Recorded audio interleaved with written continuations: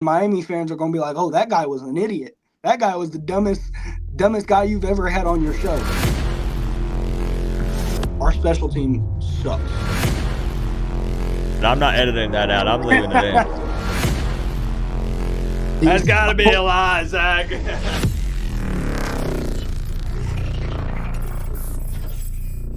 I do think King has the best pocket presence in terms Ahead of of the Ward? ACC. Yeah.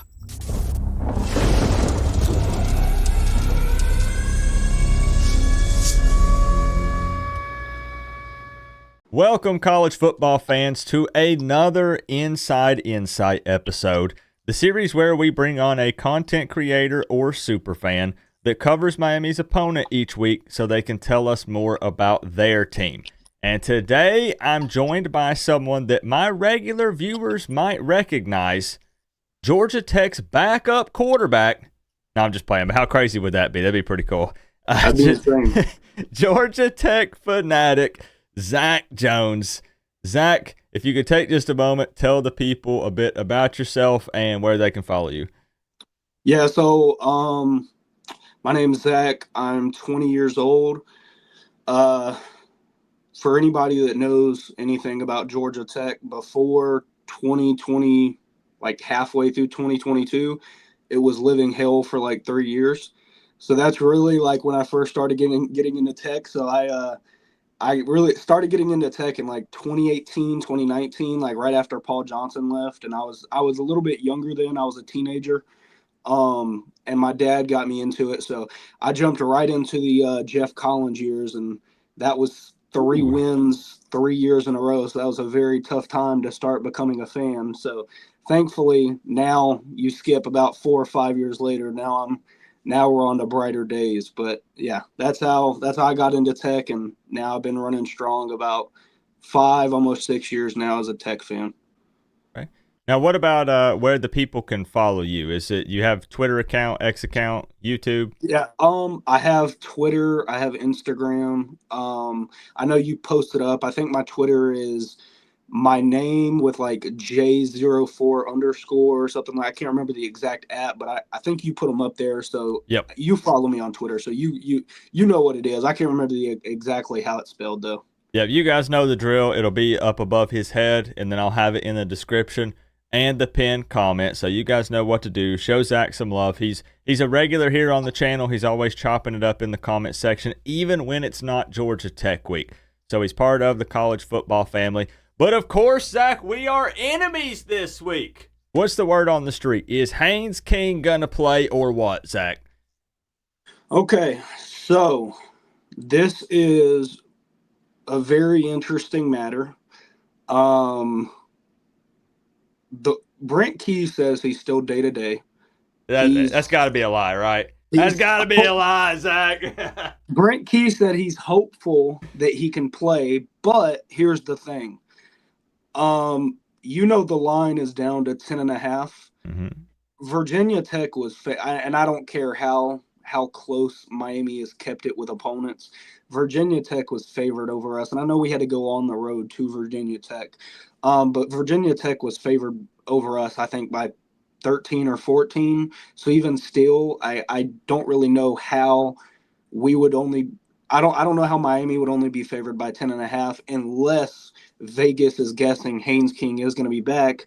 And guess what else just happened today? I don't know if this means he's playing, but they just came out today and said the team captains for the game: Haynes King, Jamal Haynes, Kyle Leaford, and Trinelius Tatum. So we have had honorary captains before, like players that don't even necessarily play, but when it's guys that big on the team, I think that's pretty much a guarantee. They're expecting him to play unless something bad happens in the next 2 or 3 days. I think you're right. And you mentioned also that Jamal Haynes was on that list. I know that maybe he had a few issues. So it's looking like he might be ready to go. Obviously, two guys that Georgia Tech would love to have back, needs to have back. Is there any confidence in Pyron or the freshman quarterback if they were to have to play this game? Pyron, no, and this is going to sound crazy. Tech fans will understand it a little more. Pyron, no.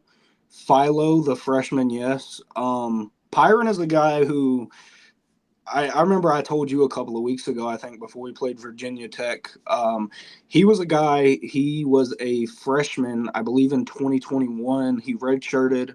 So he was a redshirt freshman in 22. He went on the road and beat Virginia Tech. He was a good guy, as a redshirt freshman in Brick Key's interim year. And now he's played against Notre Dame and Virginia Tech, and it seems like he's just a completely different player. But on the other hand, Aaron Philo, the freshman, he came into the Virginia Tech game and he threw some accurate balls. He threw a deep ball to Eric Singleton. He kind of brought the offense back to life. He's looked good. So I would say there's some hope in him, but Pyron not so much. The biggest strength and weakness right now for Georgia Tech. What do you got? No Tech fan was expecting at this point in the season our strength to be defense. But I will say Tyler Santucci, he is a Mike Elko product. He was at Duke last year. Everybody was questioning, well, is he really a good DC or was that just all Mike Elko? I think Tech fans now see, I think you may know, Coop. We had the worst, no exaggeration, we had the worst rush defense in the Power Five last year. This year, our defense has been completely turned around. At this point in the season, we have the 27th ranked defense, allowing 323 yards a game. In the last 5 games, Georgia Tech has held Louisville to 17 offensive points, Duke to 14 offensive points, North Carolina to 24, Notre Dame to 24, and Virginia Tech to 21 offensive points. So that's by far, I mean, when you hold Notre Dame to 24, Virginia Tech to 21, Louisville to 17. Now, of course, they scored other ways, but which I will get to in a second. But when you hold them to that many offensive points, you should win the game. You should win the game if you have a decent offense. Should, Zach. Right. Yeah. But on the other hand, if you look at if you look at the stats, we let Louisville score 10 points off of special teams mistakes. They won by 12. We let UNC get a kick return touchdown.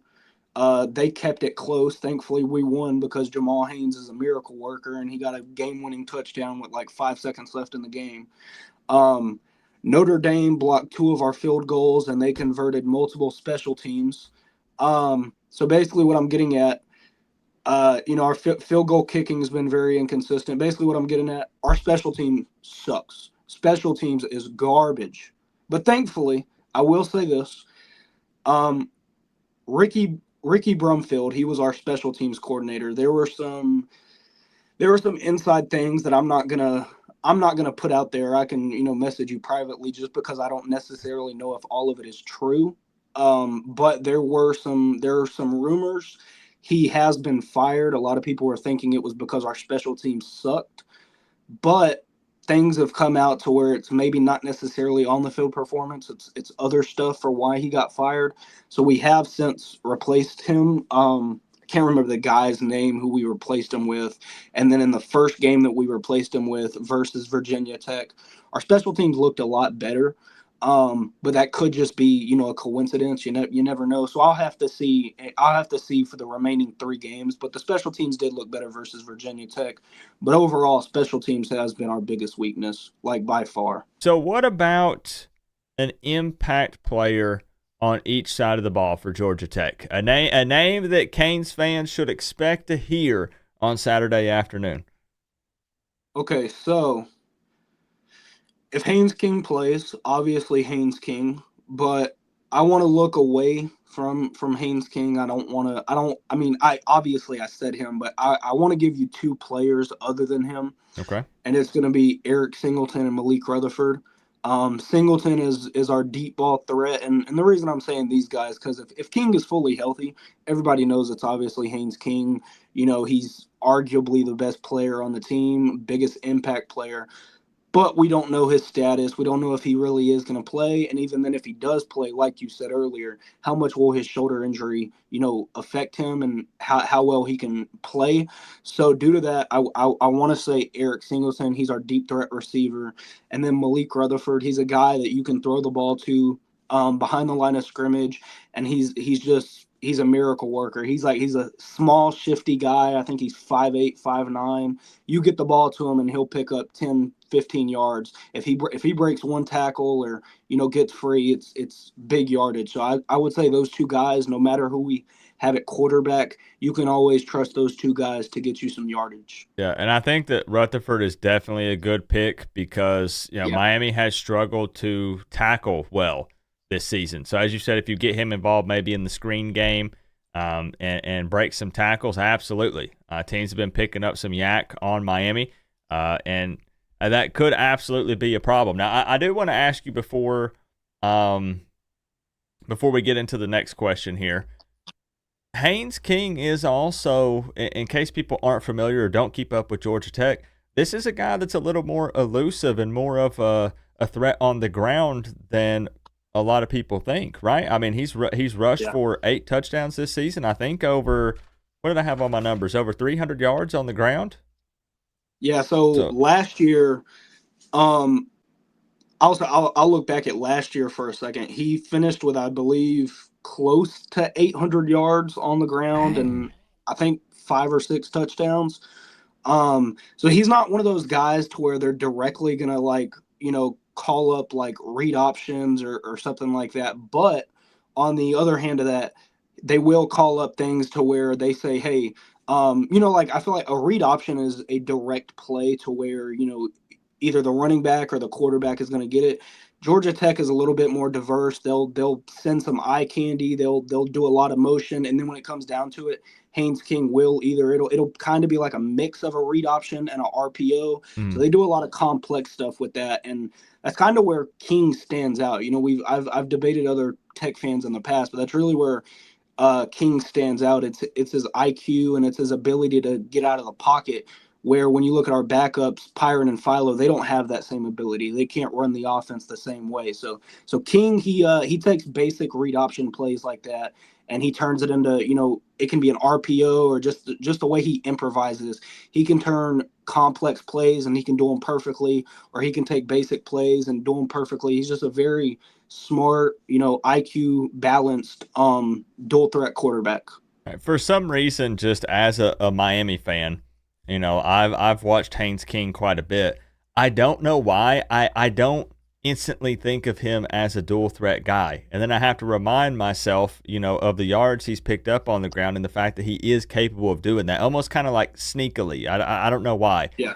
And I know that Miami is aware of that. I have to continue to remind myself of that for some reason. So basically what we're getting at here and what we established early on, you need Haynes King to play on Saturday. Yeah. That guy needs to be out there.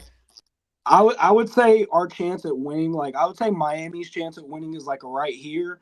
Georgia Tech's with King is like right here. Without him is like right here. So hold on, where is that? I can't. It's off camera. Is it? That down there. Okay, way down there. Okay, gotcha. What about a major key for Georgia Tech to win this game? Obviously, when you go over keys to a victory, there's so many different ways you could take it. But give me it could be just one or two major things that need to happen or Georgia Tech needs to do to walk away with a W. Miami has only been held under 40 points 3 times this season, and that was against Virginia Tech, Cal, and Florida State. Georgia Tech has to make that a 4th time for y'all. We got to hold y'all under 40 to even have a chance. And I'm looking at those 3 straight games, and most people will say, well, yeah, but 40 points is a lot. That you still got to outscore them. But when you look at those games, minus Florida State, Virginia Tech and Cal were very much in there. I mean, Duke was even in there for a while too until Malik Murphy decided to throw 15 interceptions in the 4th quarter. But yeah, I mean, Georgia Tech, we got to hold y'all under 40. If you can make 35, under 35, I'll take it. But I'm just going to set the deadline at 40. If you can't hold them under 40, whether Haynes King is in or not, we're not scoring more than 40. I don't see it happening. That's asking a lot, Zach. Asking a lot, but we did say a major key to win the game. Major key. Okay. Yeah. What about before we get into final predictions here? with the scores, and I do expect a score prediction here from Zack. We want to talk numbers. Any bold predictions for tomorrow? For fun. If you don't have any, it's okay. But just disclaimer, it's for fun. Very bold here. Man, I'm gonna get some chewing from Miami fan. Maybe not so much though, because y'all know how bad y'all's defense has been. Haynes King in his first game back goes for 300 plus total yards and 3 touchdowns. That's my bold prediction. Haynes King has this would be, if he does that, that would be the best game of the season.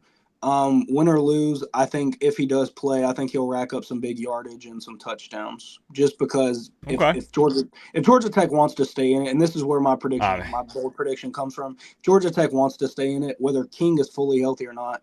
He's going to have to put up like 300 plus total yards and 3 touchdowns, whether it be 220 passing yards and 80 rushing yards and 1 touchdown or something like that. He's not to put up at least like 300 total yards. I feel like, so that's what my big prediction is. I mean, this is Georgia Tech Super Bowl after all, right, Zach? That's in. Man, look, hey, we've been 3 weeks. Zach, we've been waiting to be team Super Bowls. Okay, so let us have this. Teams want to beat up on Miami anyways. They want to kick us while we're down. Now they want to take us down because hey, when the top ranked teams in the country, hey, it'd be big to take down Miami. So I'll give a bold prediction as well. I don't know if this is considered bold, but I guess technically when you look at the stats, I guess it could be considered that. I'm going to say the guy, Haynes King, that has been sacked 1 time this entire season. He missed 2 games. I get that. I'm going to say he gets sacked 4+ times against Miami. And I think that's pretty bold. That's pretty bold because Miami's D-line has been underperforming slightly against ACC opponents. The pressure has been there, but the sacks haven't been there. So for a guy that's only been sacked once this season, I'm going to say 4+ times on Saturday. I think personally, I used to think like 3 or 4 games into the season when Haynes King only had he had 0 sacks on the season. Mm-hmm. I think like 4 or 5 games in. I thought it was just because we had a veteran offensive line. Now seeing the backups in, I see it's just Haynes King is just. Look, I'm not trying to be one of those guys that sits there and says, "Oh, my quarterback is the best in the world." Blah blah blah. King isn't the best quarterback in the ACC. I'd say he's number 2 or 3, but I will say in terms of his pocket presence, behind Cam Ward, yep, I got you. Yep. I would say his pocket presence is probably the best in the ACC. I do think King has the best pocket presence in terms ahead of Ward. ACC. Yeah, ahead of Cam Ward. What I think hurts Cam Ward, he tries turning too many plays into big passing plays. And I've heard you talk about this before, Cam Ward would do so much better if those plays where he's about to get sacked, instead of turning like that one play against Duke where he ran to the right and then he threw it up and it was an interception. He did the same thing against Cal. Yeah. Cam Ward, he's not slow. He's got wheels on him. If he would take off, dude, he could pick up 20, 30 yards every time. He would be unstoppable. And that's my biggest gripe with Cam Ward. He tries making too many plays into big passes when just go pick up 20 yards on the ground. Easy. Right. But hey, I will say though, Coop, with Haynes King, say he does play with his shoulder injury. I will say this: I know your bold prediction was 4+ sacks. If Haynes King struggles passing the ball, I will say this: if Haynes King struggles passing the ball, I could see in a situation where y'all's defensive line, because it happened against North Carolina, where if you go back, and I've had actual people at me on Twitter and TikTok and Instagram where they've gone back and looked at that North Carolina game and they're like, Haynes King was bad in this game. Haynes King was bad. I'm like, yeah, you're right. He was playing with half an arm.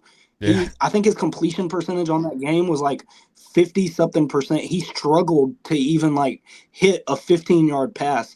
And so I will say, versus y'all with a better defensive line, y'all may be able to do what North Carolina couldn't, where if Haynes King is struggling passing the ball, y'all can get after him and take him down and not give him the chance to pick up 15, 20 yards on the ground. So I could see I don't know about 4+ sacks, but I could see y'all taking him down 2 or 3 times, definitely. Okay. So with all of that being said, man, oh man, I'm so happy looking at my score prediction over here on my desk. Let's talk some numbers. Zach, it's time to get down to the nitty gritty. I'll break the ice here. Miami favored, at least last night anyways. I haven't checked this morning, but it's hovering around this number. Favored by 10.5. You and I both talked about it at the beginning, thinking that possibly implies that they believe that King will be playing, and some other key pieces for you guys to put Which it did you at see 10.5. that's gone down? Has it? I think originally it started at 12.5, then it went down to 11.5, and then yesterday it was at 10.5. So I think that tells me I think King is playing. Even still, regardless though, I'm not a betting man. I suggest everybody don't bet. I think it's a waste of money. It's football teams. They don't care about your bets. They care about winning. I'll say this: even with King, I still think the line should be at least like, maybe not even, if you don't want to go 20 because Miami's been struggling against conference opponents, that's fine. I would say it should be at least like 17.5 or 18.5. I think 10.5 is too low. I think the same thing. I was even thinking, somewhere at 13.5, 17.5, somewhere around in there. Because again, if we're right now 10.5, you know what? I got Miami winning by a double, just about. 21-point victory, 42-21. So yeah, I think that Miami's gonna take care of business. What about you, Zach? Well, like I said, hey, any Miami fans that are coming to the game, I'll be sitting in section 102, row 2 or 3. I think y'all come see me. If Coop's prediction is right, you might get to come and take a picture with me crying. Show Coop. I probably will be crying if that happens. Tag me on Twitter. I need those pictures, guys. But if my prediction goes right, and I'm going to get a lot of heat from this in the comments. I know everything I've been saying, but I feel decent. Now, I very well could be wrong, and Miami fans are going to be like, oh, that guy was an idiot. That guy was the dumbest guy you've ever had on your show. I got Miami 34, Georgia Tech 35. 1-point victory. Listen, I see we got to give them some additional information here, Zach. You got up early for this interview. You're sleep deprived. Possibly. You're not well rested, Zach. Maybe we should redo the entire interview and start over. Okay. I might be crazy, but I feel decent. Look, and even if, I'll say this, I don't think it is going to be a blowout. It really depends. I think if King plays, I don't think it's going to be a blowout. I could see at max y'all winning 10 to 15 points. Winning by 10 to 15 points, But if King doesn't play or if he can't finish the game, it'll probably be like your score prediction. But if King comes back and he's healthy and he's good to go, I think he can keep it competitive. Now, like I said earlier, is it likely we win? Probably not. But crazier things have happened. So I'm just going to go on a limb. You're not wrong there. Yeah, so I'm just going to go on a limb and make a crazy prediction, 35-34 Georgia Tech. Now, let's be honest here at the end of this thing. This is a very difficult game to predict because there's just so many different little variables at play. All the stuff with Haynes King. This is in Atlanta. People want to talk about revenge and all these different things, but, that's more on Mario Cristobal. Plus, even though us fans might joke about that, he's just focused on winning the game. It's honestly not about trying to get payback for what happened last season. That's a fan thing. We want revenge. We want payback. But it's going to be an interesting game because, yes, I think Haynes King is a pretty darn good quarterback. I've not shied away from that. I've talked with you about that. And I think it could be a good game. I just don't think Georgia Tech can. Miami's been taking over the fourth quarter of football games. Cam Ward really locks in, takes control, and Miami's been, I think, averaging around 14 to 15 points or more, 2 or 3 touchdowns every fourth quarter. So can Georgia Tech play all four? Can Haynes King stay healthy for the entire game? We'll see. We'll We see. will. Oh, buddy, that's thumbnail material right there. Okay, all right. Hey, is that how about this? How about take back everything I said? We do this right. We do this right here. Is that okay? No, I'm Am I leaving that doing it other right? part in. I'm not editing that out. I'm leaving it in. So Zach, again, y'all go hit up Zack. It's all in good fun, man. We love the banter and the trash talk. As I said, he calls into the show regularly, so a lot of my normal everyday viewers probably recognized his voice. You know the name, but it's gonna be a good one, man. I wish, as you said, I wish it was like a 3:30 kickoff. I wish it was an 8 p.m. kickoff. I hate those noon games. I roll out of bed at noon. I'm gonna be groggy, but hopefully Miami marches down the field, scores early. Gets me pumped up, and we're having a good time. So, Zach, I appreciate you, bro. Thank you, man. All right. Peace out. Peace.